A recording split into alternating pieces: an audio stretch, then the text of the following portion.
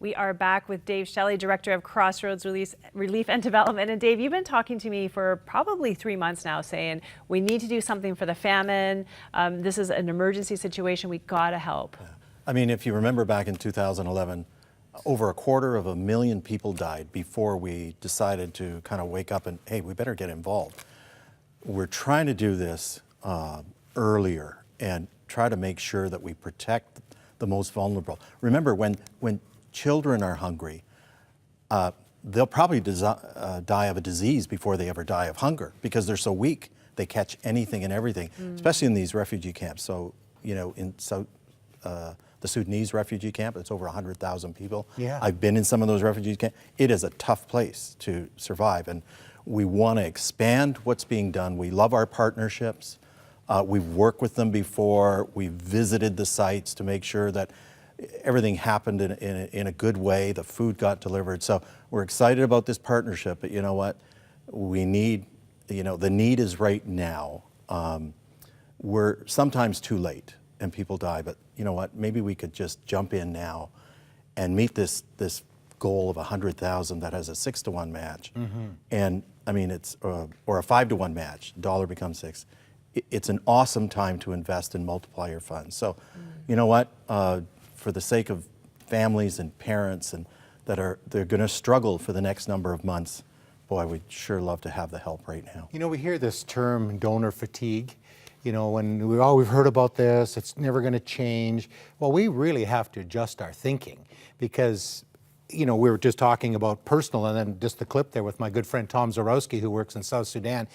And you know, people go, we can just lose track of it and it doesn't become as urgent. Have you felt that you're pushing a little bit uphill right now? Yeah, I mean, that's what happens with this, you know, we get McNews and so much news about things. But you know what?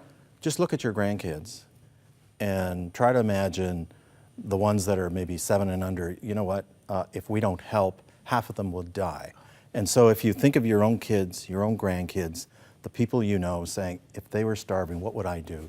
And I think that's the mandate Jesus wants us to have is being that person that reaches out. It's sometimes inconvenient and it's sometimes, it costs to love. So well, it's still loving your neighbor though. I mean, it could be your physical neighbor and we need to love those folks. Absolutely. But our neighbor is anybody. I mean, Jesus, he just made it very, very wide.